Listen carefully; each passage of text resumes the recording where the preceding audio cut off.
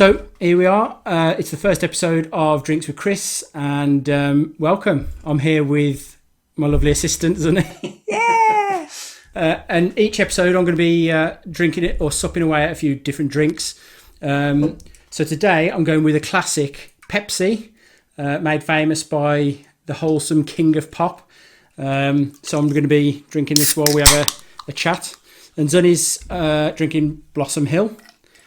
My favourite. Every lady's favourite. So yeah, I don't know what's been going on this week then, Zuny. I think there's only one thing that everybody's talking about, isn't it? It's coronavirus. That's it. Cardi B's remix of coronavirus, not the virus itself. But yeah, it's just destroying everybody at the moment, isn't it? Yeah, we need to toast the the first episode coronavirus. to coronavirus and surviving the apocalypse. Yeah. But has it affected you at all, really? Personally, no, because I a full-time mom. Yeah. So that doesn't affect me at all, Yeah. and just my life just carry on the same. We've been really ill this week. Yeah. So you remember last? Yeah. So we may already have had coronavirus, but Already, yeah. So we survived it. No, it's all good. Yeah, just my black jeans. Yeah, the black jeans. Beautiful black jeans. Yeah. Just safe and make me strong. I'm not as fortunate, but no, it's hitting everybody bad, isn't it? I think the supermarket's ridiculous at the moment. I think people are just getting mad about that. I don't know. Because they say it's not much worse than the flu, so it's just a bit weird, isn't it? It's a bit weird if it's not more than the flu. Why is everybody going crazy about it? It's a bit strange. So I don't know. But yeah, I mean, one of the things that I've noticed, I've had a look on LinkedIn, and one of the things that they've talked about on there is similar to what's going on in the supermarkets or linked to that. And it's that the Amazon are hiring another 100,000 employees to try and cope with the upturn in trade that they're having at the moment. People doing all shopping online. Yeah, because all the supermarkets are empty. And because everybody had the premier service. Is that the premier one that you had? The Amazon Prime. Yeah, Prime. You had the next day delivery. Yeah. So it makes things more difficult. Yeah, so it's good for Amazon. It's good for online delivery, but not so good for the people, really. I don't know. I think, what do you think the reason is? Why are people buying everything? I went to Tesco today and it was ridiculous. There was nothing on the shelves. Not toilet paper, bread, or... No, nothing. No bread, no toilet paper, no fresh vegetables. Just nothing on the shelves.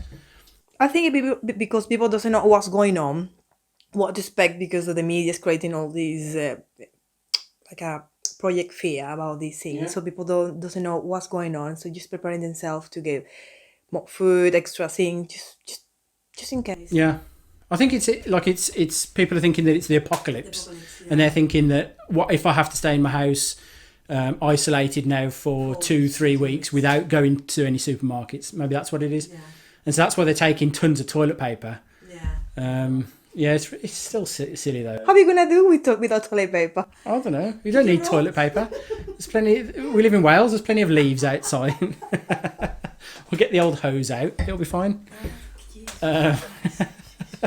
So no, I don't know, but no, it shouldn't. Hopefully, people will start to unfortunately catch it and then get some sort of immunity, and over time. The only good thing about the coronavirus is that song. Coronavirus is getting real. It's getting real. It's good.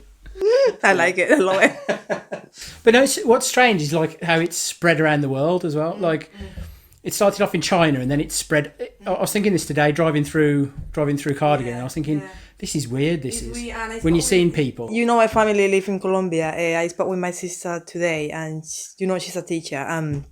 She just told me the school is closed now. So I guess they're gonna have 3 or 2 weeks holiday until the virus stop. And there is nobody in the street. So that's really unusual, because in Colombia everybody's just in the street all the time. No. I'm more in my mom's town. Yeah. So. Yeah. I don't know. It feels like maybe there's something else that they're not saying. I don't know, or maybe it's just mass hysteria. Maybe there's just people are going crazy over it. I don't know. Yeah. I don't know what the reason. They want to reduce the population. They want to kill us. You joke about it, but these days you just don't know, do you? No idea. Yeah. Right, anyway, that's enough of coronavirus, because I've had enough of listening to coronavirus. But so I'm going to do a little section now that's based on the subreddit Ask Reddit. on Reddit. So basically, people Never used before that. I thought no idea. No, I've only recently started using Reddit, but it's a bit of fun. Like it's people.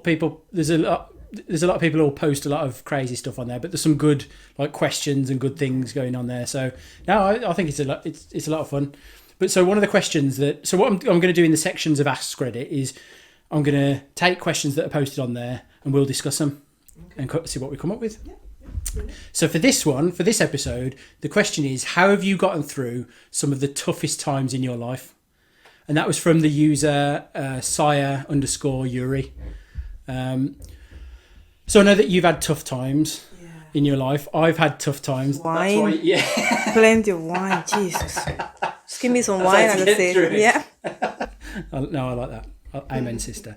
But no, it's we've both had tough times, and it's like there's ways of getting through it, and to give some perspective. So like one of my tough periods. So I'll talk a bit about one of my tough periods, and then how like why I got through it so well, and how I got through it, and how that applies to most situations. But so obviously people watching won't know much about it, but what's happened throughout my life with my mum has been kind of a bit of a crazy ride for me. So that was one. So if I point to a tough time in my life, it was during that period when my mum, it was when I was about 14, 15, 16. My mum and dad split up. I've told you about that before. And then my mum kind of went off the rails a little bit. She was heavy drinking. Then she went through a series of different partners.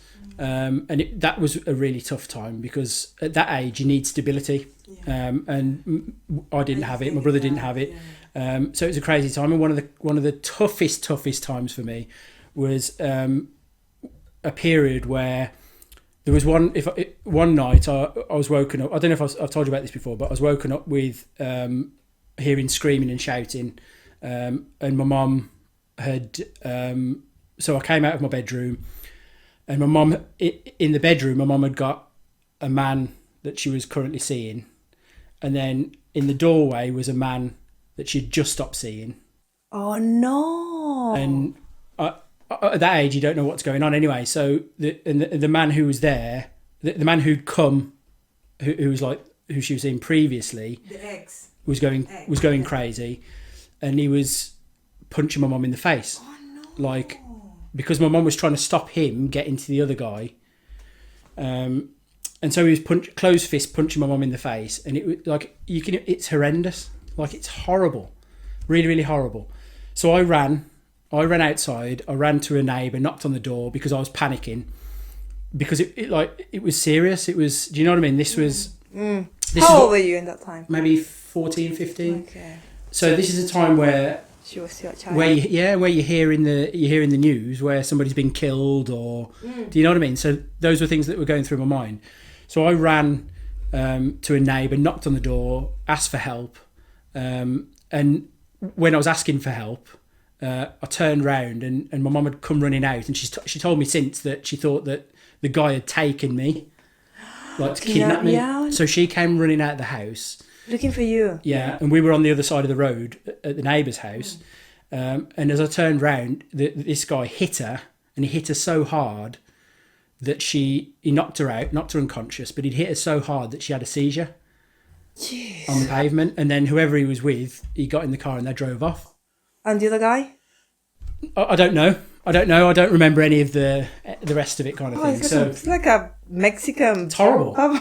So yeah, but like at the time, it was it's ridiculous. I mean, he'd knocked all of her front teeth out. She got no front teeth, and like these are traumatic events. Yeah. Do you know what I mean? That are really tough moments, and so to get through that, my mum then went on to. So that wasn't the end of the Mexican soap opera.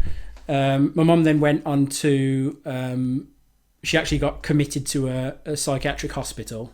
I don't know if you knew that. After that? Yeah. Okay. So because she obviously kind of lost her mind and everything else, she went into a psychiatric hospital. I then had to live on my own.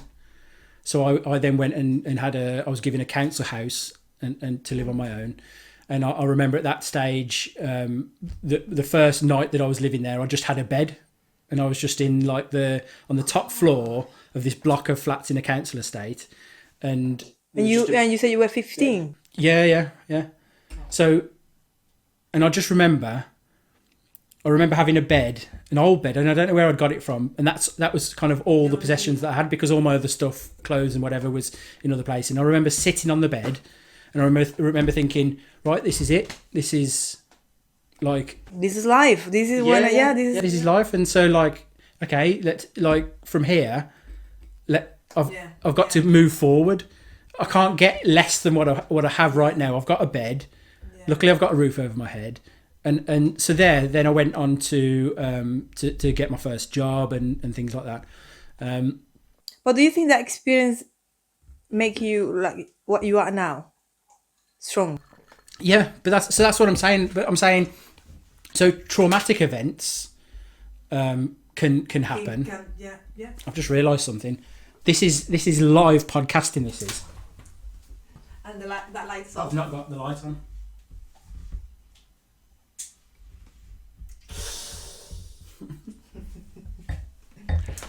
Well, this is always going to happen for the first one, right? So I'm saying, like, there's traumatic events that happen in people's lives and then you have choices to make. And when I was sat on the bed on my own, I had a choice to make at that moment. That what do I do from here? It can fall apart for me. Life can fall apart, or I can make a go of it and make it happen and move forward. And that's what it is when you go through your toughest moments. There's fight or flight. Your fight or flight instinct comes in. Do you fight this or do you run away? Do you battle through it, or do you say, okay, I'm giving up now and that's it. It's over. Yeah. And it's important to always fight and know that in the future there's something better coming. Yeah. And know that that's going to happen. There's always something. Yeah. So for me, like, getting through your most difficult moments, your toughest times, is about staying positive, fighting through. Do you know what I mean? Fighting through that moment, knowing that that's not. So.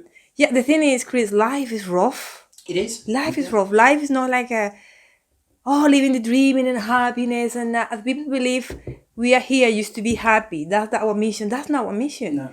Our mission is to survive. Yeah. Is to find light in the darkness moment. That's that's life. Yeah. So if you think because I don't have problems that I'm happy, that's bullshit. Yeah. Because there are so many people who have everything.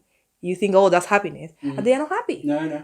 So yeah, I think every challenge you have in your life just give you. But you're right. It's experience. We get confused, and we confuse ourselves that we're more than just another animal on this planet, and as part of that, it's just survival of the fittest. Yeah, the strongest survive. Yeah, and so you don't get any easy rides. There's always going to be something, and that's bore out. In my opinion, it's bore out with people who have everything. People who have everything in the world, extremely rich, wealthy people or celebrities, and they end up killing themselves. Yeah. And the reason is because they don't get everything. Yeah, because there is something missing. There's always something that you've got to fight for, and if you've got everything, there's no reason for live. No. For living. For living. Yeah. Sorry, my Spanish. Yeah, it's just that it isn't for me. I just came from a poor family. My dad was it wasn't like a best dad. Really, really violent. And it was tough for me. I learned a lot of things from that. But I don't resent anything. I just forget that and move on. And so what I was thinking, I don't know if you agree, is that during traumatic moments, so when there's things traumatic happening, very often you have to survive it in that moment. So you have to do everything you need to do to survive. You need to do things to take your mind away from that moment. You need to survive it, but knowing that something better is going to happen further down the line. And I think you've got to stay positive. You've got to find the good things all the time, whether it's the birds singing in the trees when you walk outside, or the sun coming up, or whatever it is. Finding tiny things that makes things worthwhile. And so you have to stay positive in the moment. But traumatic events are very, I think, in that moment, the toughness comes from just surviving. I remember that moment, thinking about that. Oh God, that was tough, but I'm fine now. Yeah. That was horrible. Oh my God! In that moment, I don't know how I put with that, but I'm fine now, and so that's it. And it's to do with like one of my mantras of life is be hard to kill. Be hard to kill. Yeah. What does that mean? Be hard to kill. Try and kill me. I'm hard to kill. Okay. But then it doesn't just mean try and kill me with a knife. It means like whatever the situation is, be tough. Make it hard that life can't. Do you understand what I'm saying? Like life can't take you out. Be hard to kill. Yeah, be hard to kill. And in that moment, in that survival moment, that's when being hard to kill is important, because in a traumatic period or event, it's very easy just to accept. It's like, for example, you put being hard to kill into different traumatic events, such as you drowning or you're in water. Probably not the best example because you're afraid of water. No, like a fish. But say you're on a boat and you're in the middle of the sea, your boat capsizes, you've just got something to hold on to and just float, and you keep thinking to yourself, and you don't know when the end's coming, when you're going to be rescued or anything else. The idea of be hard to kill is you've got two choices. You either give up and you say, I can't do this anymore.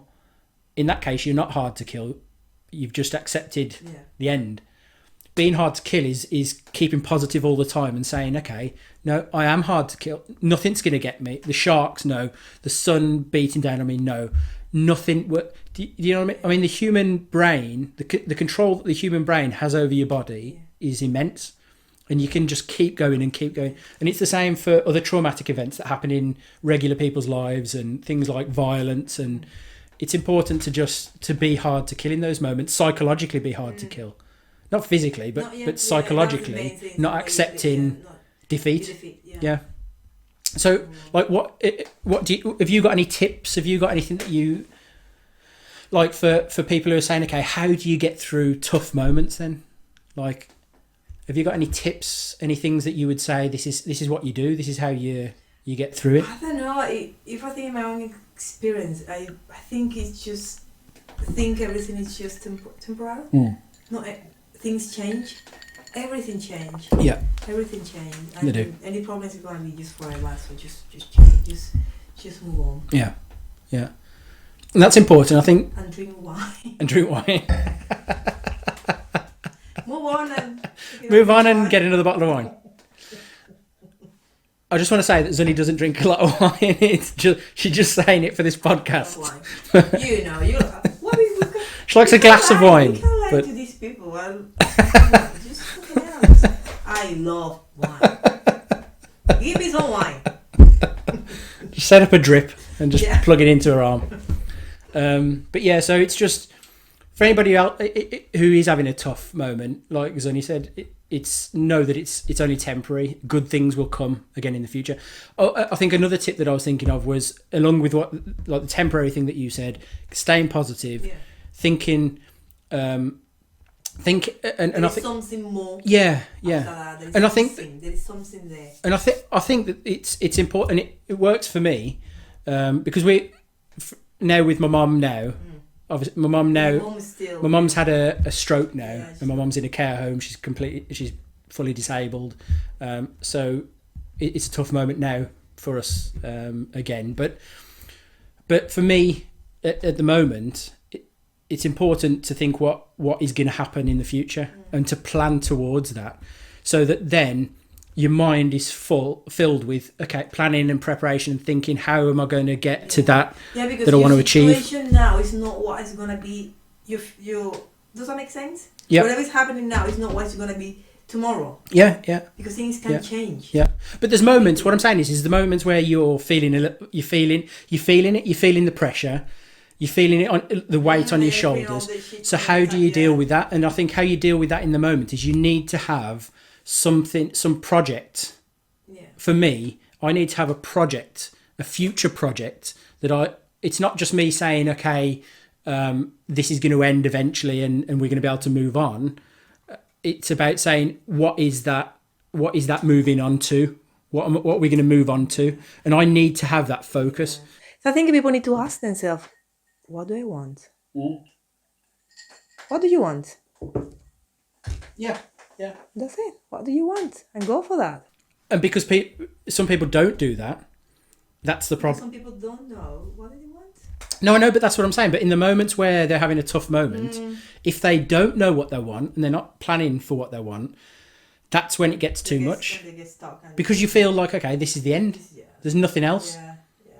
That's why it's important to have that focus and that target, that objective, that goal. Yeah, definitely.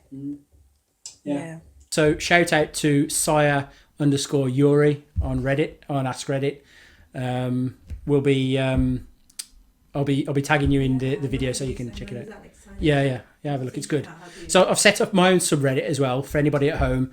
If you go and find Ask Chris, so instead of me going on the Ask Reddit subreddit, if you've got any specific questions that you want to ask me and you want me to answer and you want me and Zuny to discuss, or I can discuss it with one of my future guests, then go and Ask Chris and ping all your questions on there for me. Yeah, no, it'd be good. So the next thing I wanted to talk about was a couple of because me and Zuny have been working in pubs and restaurants for many years now, too many years probably now. So I just wanted to just talk about a couple of things that I think will help. The little elements that help to make a big difference in your pub, bar, restaurant, and we know that it's the little things that make the difference. So we've talked about it before, like there's certain things that you can do that will make people kind of go, okay, wow, this is because they're looking after the fine details. The rest of the operation is going to be great, and they kind of trust you then to give them a really good experience. Do you think? Yeah. So I've spoken about it before. Things like putting glasses in the freezer. The freezer make it cooler. Yeah. So there are some people. I've spoken to some people who disagree with it and say that it makes the beer flat or whatever else. But I don't think it. I don't think it does. I mean, they've been doing it in Australia for years and years and years, and their beer's not flat. So I think it's a really good. And the reaction that we had from our customers was massive because in summer when really hot, when it's really hot. The glasses were a little bit. In fact, I don't know if we put them in a freezer. I think maybe we put them in a fridge. But when I was working in ZZ, they kept in the freezer, and they were frosted. So when they got to the table, do you know? I don't know. It makes people. It's the old thing, isn't it? The visual thing. Is different. Yeah. It's the whole visual thing that you can feel that you think that the drink's colder than it. Do you know what I mean? Than what it maybe is. I don't know. But so people really appreciated that. And it was a good little kind of tip. Another one's learning customers' names is really important because they feel special when somebody call you by your name. You feel special. I mean, the regular regulars love it, don't they? Well, the thing if you call like I did that happened to me in Praia Talk when I called some customer by the name. Oh, she fancy me. Look, but at the end of the day, so long as it doesn't pass the line, like anything go. I've said this before, and I don't know if you agree with it. I don't know if other people agree with it, but anything goes. If you're creating a connection with customers that ultimately is going to make them physical connection. What? No, not physical connections, Annie. I think you can put the rest of that back in the bottle. But if you're creating a connection that's making it that they're trusting you, they're giving you their money. That's it. Yeah. That's the essence of hospitality is creating an environment where they feel looked after, and they feel special. Yeah. Just I don't know, provide or deliver something they don't get outside, in the house, from the job or the work. Yeah. So it's not just the regulars, but if you can find people who come once a week. Yeah. And you can remember their names. That's even more special. Yeah. And then they become a more regular. Yeah, exactly. Another little tip I was thinking of was because I still see it now where people pour a drink and they'll do, say, whiskey and lemonade or whatever, where you can see the colour difference in the drink. Okay. So you can't see it if you have a rum and coke or whatever else, but it still happens, but you can't see it. And that is that if you put whiskey in the bottom of a glass and then you pour lemonade in the top, you end up having whiskey at the bottom and you have lemonade for the rest. So then you see bar people giving a stirrer or a straw, and either the customer or the bar person having to stir up the drink. But if you pour the whiskey in second, because it's heavier than the lemonade, because if you do it the opposite, it sits at the bottom, so it's obviously heavier than the lemonade. So the lemonade first and the whiskey on top. Yeah. And ice? People have the ice? No, you put your ice first. Okay. Put your ice first, then your lemonade, or then your mixer, and then the spirit, because the spirit then will sink through the. And that when any mix it with Coke, with Yeah. yeah. Okay. So it just mixes itself as it goes through, and then it's same with cordials as well. Instead of, again, you see people pour the cordial, then put the water, and you end up again. You've got to give them something. They've got to. Yeah. And from a customer service point of view, it's not brilliant, is it? They're little things. It's not a big thing to stir your drink, but it makes the difference if you don't have to stir your drink. Yeah. Because they've done something extra special for you. Yeah. Yeah. So put your mixer or your water in first, and then your spirit or your cordial, and then it'll mix itself. Okay. So that would be the perfect drink. Yeah, like your perfect serve. But I mean, I remember back in when we were working at the Friar Tuck, where somebody said, "Why have you done that?" Like, I've just noticed, why have you put the spirit in after the thing? And then when I explained it, they were like, "It makes so much sense." So it's not about me trying to impress anyone, but it's about creating a talking point that they will then take away and go, I'm going back there again, because if they're taking those little details and looking after the customer, and they'll tell other people as well, and it works. Yeah. Another one I would say is dimming the lights at the end of the night. So when the evening comes in, dim the lights a little bit and create atmosphere, because having too much light, it just feels like too much, I don't know. Yeah, you want to feel like a romantic? Yeah, well, you don't want all lights in your face. Mysterious. maybe somebody really super ugly. Come on. Maybe you're the elephant man and you just go and you want less light. No, I'm not saying make it dark, but it's nice when you the go atmosphere somewhere. with the music, the lights, and yeah. Well, you have more experience than me, so things like that add point to your service and bring more people to your business. Because again, the pub or restaurant down the road doesn't do that, but this one does it all the time. In Zizi, that we used to put candles on the tables as well. So, I think for me, the main thing is the personality in the staff and the team. Yeah, you need to have people who performs. Yeah, that's it. In hospitality, we need to performers. Yeah, we need to be performers. Be performers, yeah. Yeah, Be performers. performers. Yeah, performers. That's the thing we need to do. Yeah. Just smile and sing and make jokes. It doesn't matter if you feel inside you are dead. Like it happened to me when I was working with him. I was dead inside. But these two helped me a lot. I got a lot of tips. And so that just perform. You got to. No, definitely the personalities, but knowing what they're doing. It's no good having somebody who's got a flamboyant personality, but they're a bit of a pain. It's better to have. They need to know when to use that personality for different people. Yeah, it's just personality, because for me, if I go to a place, to a restaurant, having a meal or ordering a food, or a drink in a bar, and the guy behind is just There's nothing worse. Kill me. Yeah. You know what? Kill me. Nothing worse. Yeah. Think, why are you doing here? Just kill yourself or just get out of here. Just pick somebody to bring here. Don't kill yourself, but come on, smile. Have wine. But that goes on to something else that I was talking about, which is killing them with kindness. Oh, yeah. So like... with the annoying customers. Yeah. So it's very easy to get wound up, isn't it? Do you know what I mean? Like if somebody's been an asshole, like really being annoying, and it's easier for you to lose your patience, yeah. But the longer you can keep your shit together and not lose it, and kill them with kindness. So continue to be polite. Continue. So you can use this in person, but also dealing with complaints as well.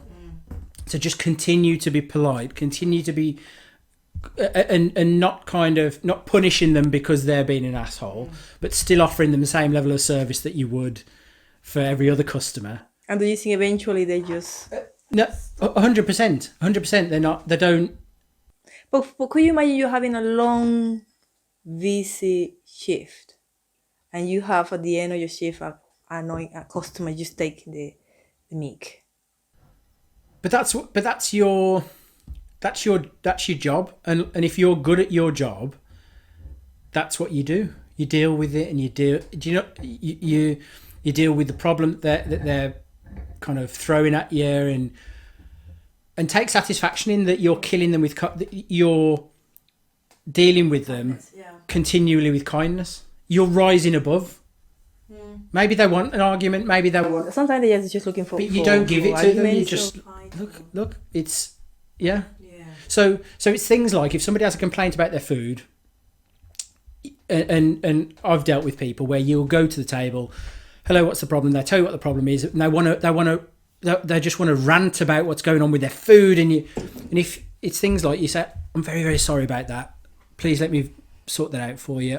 I'll be back. I'll do it as quickly as I possibly can. I'm very, very sorry about that. And you can almost see them boiling up that they want to argue. They're expecting the manager to say that there's nothing wrong with the food, and when you just accept, not a problem, I'll sort it out for you and I'll be right back. So there is no reason to... Yeah, it takes the wind out of their sails. And actually, then when they calm down, they're like, this is actually... They dealt with that really well. Yeah. You remember we had customers who went and complained in all the other places. I think it was there was one family. Really, and we did that. We killed them with kindness. We made sure that they... So the area manager called me and said, "Can you look after this family?" Because we'd always had great TripAdvisor, great customer service scores. Can you look after this family? We're going to send them to you, free food, free vouchers. Can you just look after them? And if you remember, so I said, let's really let's I remember kill them, make sure everything's perfect. Every Sunday. And they came back every Sunday after that because they knew, even though they'd been a pain in the ass in all the other local pubs, they knew that when they came to us, they got everything that they wanted, how they wanted it, and that was it. And they were good as gold. Yeah, they were. And that was money going into our till from a family, a family of 4, I think it was. Yeah. But it just shows, doesn't it? Every other pub, because, and I'd throw my hat on it that every other pub that they've been in, the problem is that they complain so much, and the people would take it personally. The service staff would take it personally. The manager would take it personally, and then it all become personal. And so in the end, they got lost as customers. They were lost in those businesses, and we gained them as customers. But it just shows that it does work. There's lines sometimes. Sometimes there's lines where you're like, it's unacceptable. But that doesn't happen very often. The majority of people you can kill with kindness, and they'll really kind of appreciate you putting the effort in. Because that's all they want to see sometimes. They want to see that the people that are looking after them really do care. Yeah. Genuinely care. Not just... they're not just doing their job. Yeah. Do you know what I mean? Yeah. Do you think the microphones work? Yeah. She won't be like this on the next episode. Or she might not even be on any other episodes in the future. Sonido. The people at home now are like, will you stop doing that? Or with headphones on. Yeah. So yeah. Kindness. Kill with kindness. Yeah, it's true. And there's a lesson in that for just living your life, isn't there? Mm-hmm. Like, don't take anything personally. Yeah. Just like be kind. Be kind to people. Be kind. Yeah, definitely. Be kind and be kind to yourself. Yeah. Yeah. Love yourself. No, it's right. Go love yourself. Yeah, go and say to your customers, go love yourself. That's on his advice. It's on his rubber stamp. Yeah. So another thing I wanted to talk about, and this, I don't think you on LinkedIn. Yes. So LinkedIn's massive. Yeah, LinkedIn. Yeah. Is more like a business thing. Mm. Yeah, I created it because I wanted just to be professional. To try to fish for a job. Yeah. For a job. Yeah. Well, previously, LinkedIn was just it was used as almost like a CV, like an online CV. Okay. So people, and it still is, you so post people all looking your, for job, your experience, your education, everything. But it's starting to move now towards being more of a social media where you can post articles, you can Well, still post keeping the videos. professional aspect. Yeah. So you can post articles, you can post videos, you can post slideshows of different things. So it's really useful. It's really useful if you're trying to get a message out there and get a following. Really, really useful. It's one of the most organic social medias out there these days, where Facebook and Instagram and things like that have moved away from organic, and you can only reach out to people Facebook is just ridiculous now, huh? Yeah. Whereas LinkedIn isn't. LinkedIn's still very organic. Okay. But there's a disparity between the two. There's people are still using it only as a professional CV. And it's more than that now. You can still use it for that. If they don't know, they can use in another way. Because if you're looking for a job, this is the way I look at it. If you're looking for a job and there's you versus the rest of the world looking for a job, right, in your sector, everybody's got their profile, and everybody's profile pretty much looks the same. Okay. Yeah, it really does. You go on there now. If you go on LinkedIn now, click on any name, and the profile looks the same. Okay. So for recruiters, there's nothing jumping out at them. Do you think they are looking for a new profile in jobs, or like in your CV? Do you think having a new CV, like a different layout, that could bring attention or bring more change? Well, it's not so much about the layout. You can play with the layout a little bit, but the information. It's not the information. For me, what it's more is like the content that you've got on your profile. So like it's things like, have you posted any videos? What does a video of you show? If you posted a video, what does it show? What does that show? For example, if I edit a bit of this and for you to put this on your LinkedIn, what does that show? It shows that you're confident enough to be in front of a camera. So so maybe we don't bring wine next time. But the point is it's all the time. It's about standing out. Yeah. So if you've got video on there, that stands out. If you've got an article on there, that stands out. So when they're flicking through people's profiles, and the majority of people just share other articles, they share things that other people have done. For me, it's making it eye catching and bringing your profile out to the person who's looking through. And it's not just recruiters, it's for anything. No, it's for business contacts. If you're looking for somebody to do some work for you, or if you're looking to grow your network, and whatever it is, you're looking for investors, you want to make it as eye catching as possible. Attractive. So one of the things that I've noticed really recently, and I've not seen anybody else pick up on it, is that on each of the LinkedIn profiles there's a banner image. Okay. So in any other in a lot of other social media, you can put a profile picture and you can put a banner. So for example, on Twitter, profile picture, banner. So there's the same on LinkedIn. Now, literally everybody on the whole of LinkedIn hasn't put any banner image at all. In fact, there's only one person who's done it, and that's Gary Vaynerchuk, who's the entrepreneur who the US entrepreneur. But he's massive on LinkedIn. He's massive on how to strategically market across all your social media. So like I'd expect that of him, and he uses it well. So he's got all of his products on his banner. So I recommend going to have a look at his banner. But I've clicked on a lot of other entrepreneurs, business people, prominent people, and it's all the same banner. So across, if you don't upload a banner, it's the same banner on every profile. I just think because people see it as a CV, I think they're like, people want to keep it just my experience, education, achievements. That's it. Yeah. One picture of me. That's it.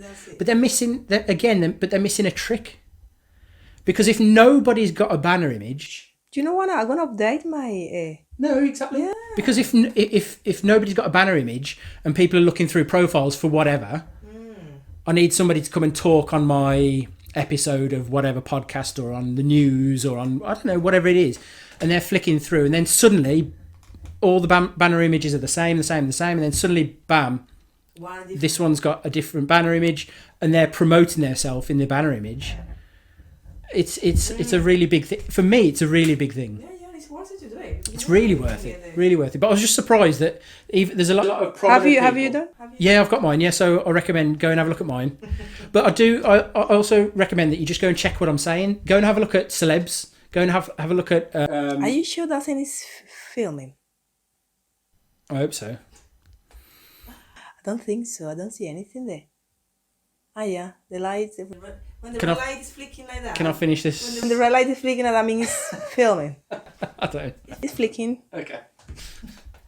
Sorry. So I recommend go and check out the LinkedIn profiles of prominent people who you would imagine. So even marketeers, go and have a look at some really prominent marketeers, and they're missing that banner image. Go and change your banner image. I recommend if you're looking for a job. I'd say if you're looking to change your career, you're looking for a job, put something about yourself on your banner. Yeah. No, if whatever it is, there's something that you can put there. What do you put in your? No, I've just got for this podcast, drinks with Chris. Yeah, so I want to advertise that. So as I'm posting these videos, I want people to get like a brand, an idea of a brand that's been kind of developed. But I was just shocked. I mean, Dan Bilzerian, so loads of other just some people off the top of my head that I was just flicking through that were just suggested, and they just none of them had they got huge followings, but just no banner to advertise what they're about, what they're trying to do. I think maybe they think it's not necessary to have. No, so. But it's free real estate though. It's valuable real estate, exactly. Yeah, isn't it? Even if, for example, if you're looking for a job, even if you put your telephone number in your banner. The whole of banner. But the thing people don't want to put the telephone number, you can be bombarded. Email address, Facebook, Twitter account, Instagram account, whatever you want to put across your banner, whack it, put it across. Information. Because it's free. It's free advertising. No, it is free advertising. It's the first thing that people see, but nobody's using it. So. That's my advice. Go and get your banners done. And if you want some advice on getting your banners done, then please get in touch and I'll have a look at yours and see what I can do for you. Tips, Yeah, give you some tips. I might even do it for you. Let me know. It won't be a problem.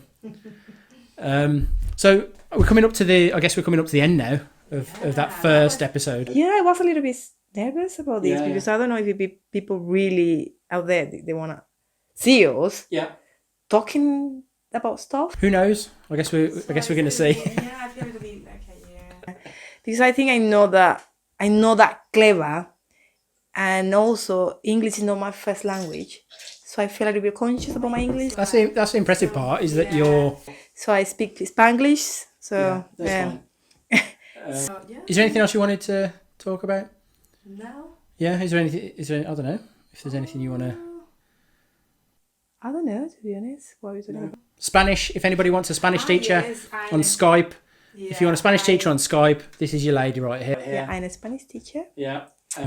She's doing group classes at the moment, so hit her up. Spanish Let me know, get in touch, comment, whatever you want to do, and I'll pass on your details if you want some Spanish lessons. Yeah, any level. Yeah. So we'll be doing this. I'll be doing this regularly, probably once a week with different guests. Thanks for watching and listening. If you're listening on the podcasts, and please follow, subscribe. Let me know what you think. Even if you think it's a load of rubbish, then still let me know. And hopefully, once I've had a word with Zuny, you'll see Zuny again. And just keep safe and drink wine and don't let the coronavirus get you. Yeah. See you again. Bye. Bye. How's it go?